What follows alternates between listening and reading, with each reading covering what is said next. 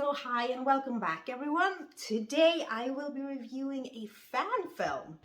Yes, I know we have had a few of those for the Halloween movies, for the Friday the 13th movies. There have been quite a lot. But today I'm reviewing a fan film for My Bloody Valentine. Yes, so it's called Valentine Bluffs. It's from 2023.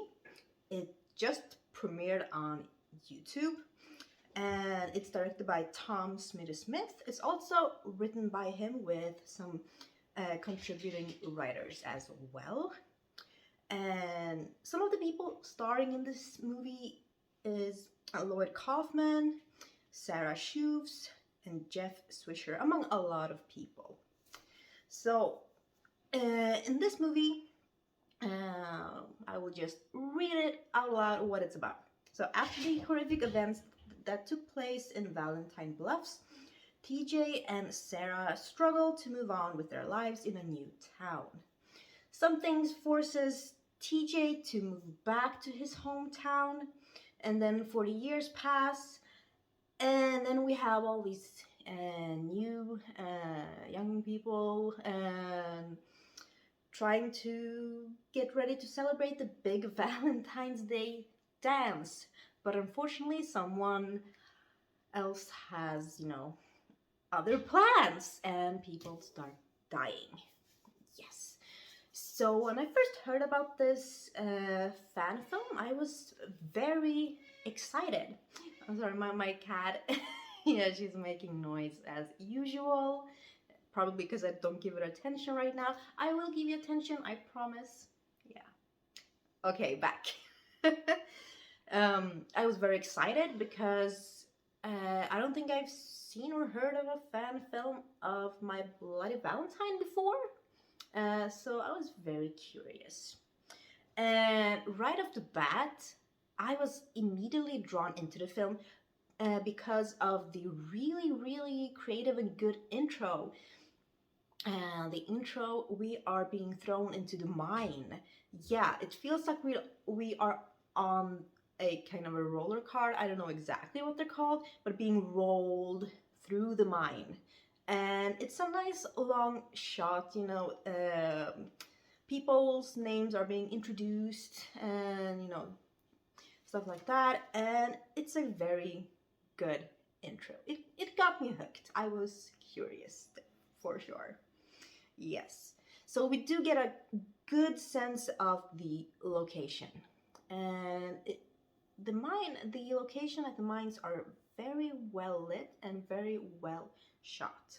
And then, of course, we get to be introduced to the characters or the players of this movie. And I also noticed just one fun detail is my name is Sarah, and there's a actress named Sarah, and she actually plays a girl named Abby, and my cat is named Abby. So that was just fun detail, not intentional by the makers, of course. That would be very weird, but a fun detail for me. Yes. And usually I don't even write down notes for my reviews. I usually just freestyle it as I go along, but I actually wanted to write down notes to be very thorough in my review. So here they are. Yes, with my new Winnie the Pooh blood and honey notepad that I got from the premiere 1 week ago. Yes. But yes, there were some really impressive things about this fan film.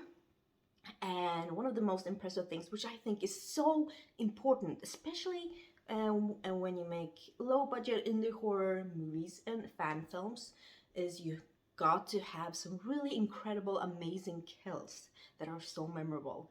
And there are a lot of them in here. There is a lot of gore and blood dripping, but there's especially one scene which was just so well made and creative, and it involves, a miner's pickaxe going through the mouth, and then the miner just keeps standing over the victim and just keeps twitching, or doing this motion so the pixel like goes around and it's drawn out and it's so well made, and I was very impressed. I was like, okay, yeah, they really thought this one through. That was so good. And there's also a kill, which is a huge homage to Mario Bava's Twitch of the Death Nerve and Friday the 13th Part 2. And yeah, so many of you probably already can imagine what I'm referring to, but I also really liked that kill. And a lot of the other kills as well. But those two really stand out a lot. And I do like that they are paying homage to many movies as well.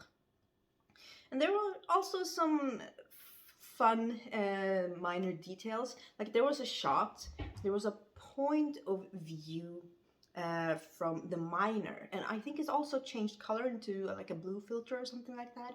But I really liked that shot. It was short, but it was a nice touch. Really liked that. And also I liked some other shots. Like I do like a good focus shot where like we first saw a nail and then it focused to a character, and then that character kind of said, oh, what are you doing here? And we don't get to see the other person, and I thought that was a really effective shot. And I also did like Lloyd Kaufman as the mayor in this one. He comes with a lot of energy, so he might not, be for everyone, but I appreciated what he did with his character. I thought it was interesting for sure, and he wasn't boring at all. But yeah, I was actually very surprised at how much I liked this film, and I'm so happy with the way that this turned out, because after a while I forgot that I was watching a fan film.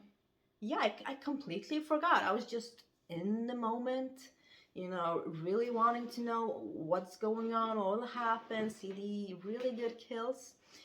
And I do have to say that all the scenes that were filmed in the mine locations, were probably my favorites, besides the kills that were done in other locations. But they were just so well made, well lit, well made, well edited, well acted. So yeah, I definitely preferred those. And that doesn't mean that the other ones were kind of bad, but they just kind of stuck out more. Yeah, they felt more unique, so to speak. Oh, that even rhymed. So, yeah, but yes, as I said, you can check this movie out on YouTube. I will leave a link in the description box below. So please check it out if this review made you curious, or if you're a fan of fan films, or if you're a fan of My Bloody Valentine. Yeah. So I'm giving this one an 8 out of 10.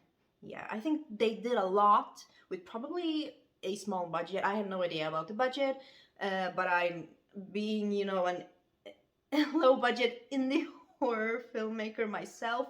I know exactly all of the struggles and the budgets and yeah, anything,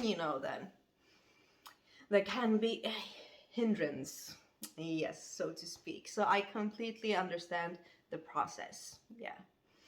But yes, 8 out of 10, and I do hope you will check this one out if you have the time. But yeah, thank you so much for watching, and don't forget to become a patron of mine if you want to, and also check out my Seraph Horror podcast on Spotify. All the links are also in the description box below. So thank you so much, and I will see you next time, where I will be reviewing Knock at the Cabin. Bye!